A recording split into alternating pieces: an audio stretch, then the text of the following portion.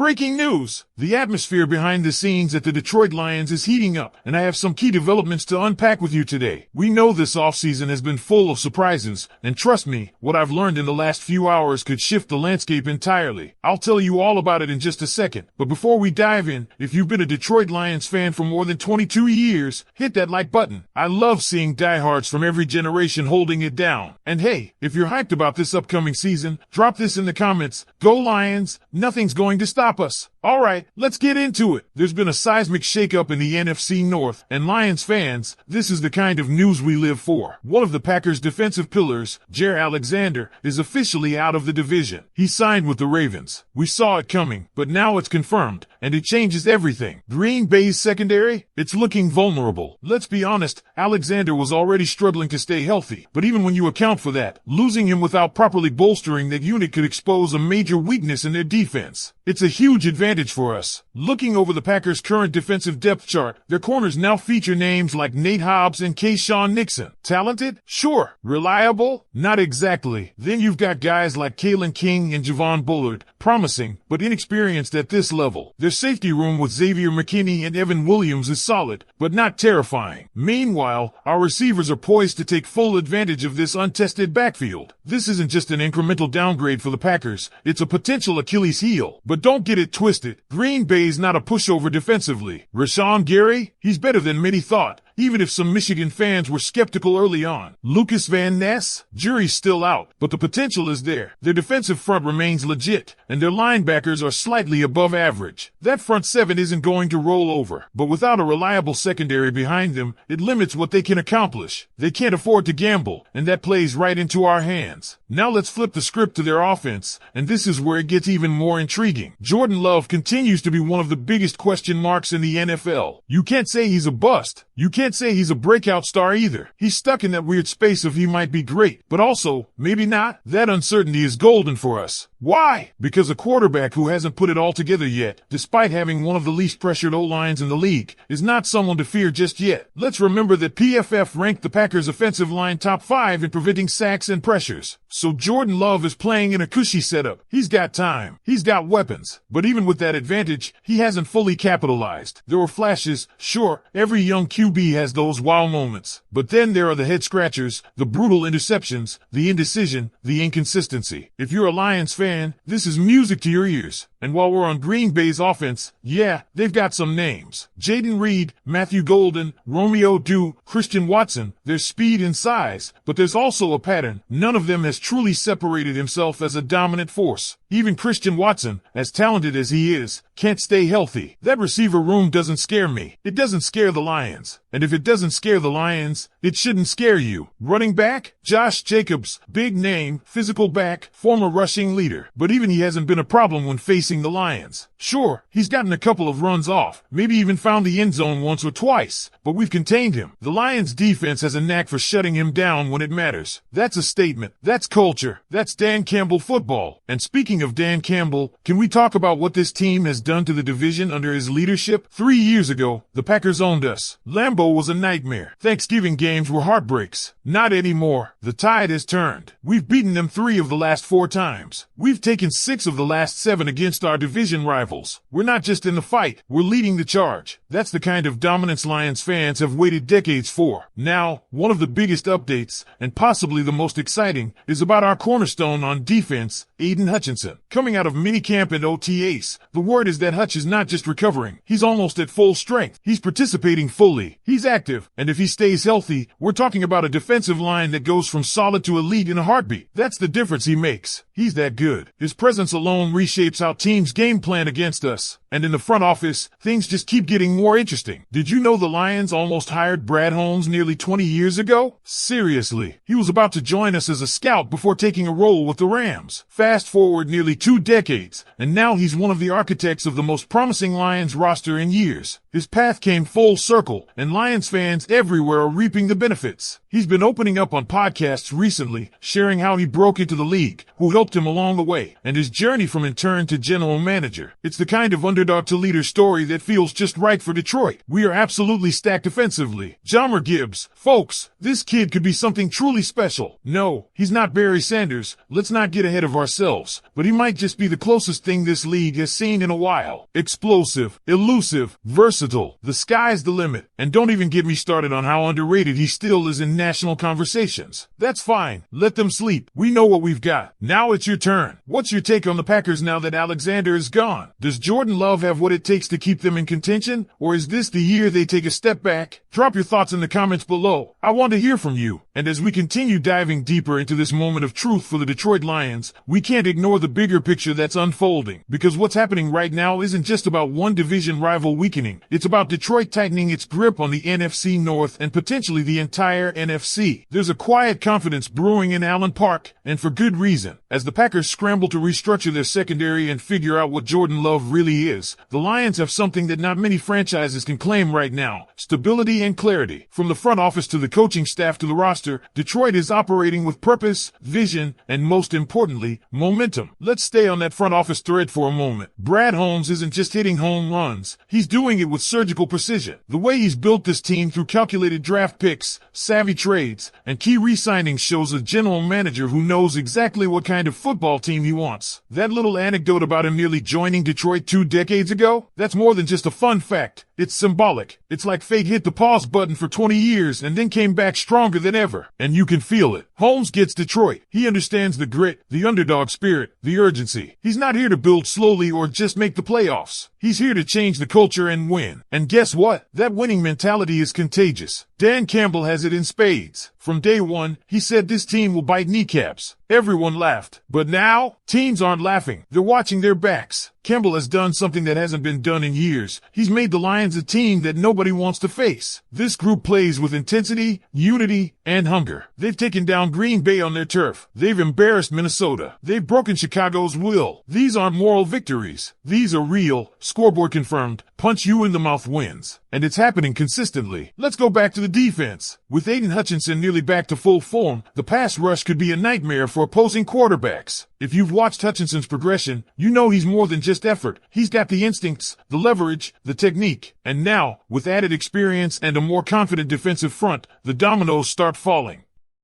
Pressure from Hutch creates turnovers. Turnovers give our offense more chances. More chances mean more points. This is the kind of team-wide synergy that great franchises build. And speaking of synergy, let's take a second to appreciate the Lions' offense. We touched on Jahmyr Gibbs earlier, but it's worth expanding. The way he fits into Ben Johnson's scheme is poetry in motion. Whether he's running between the tackles, bouncing outside, or catching passes in space, he's a mismatch nightmare. And you know the staff knows it. They're designing looks that get him isolated on linebackers or safeties. That's not a fair fight. It's tactical warfare.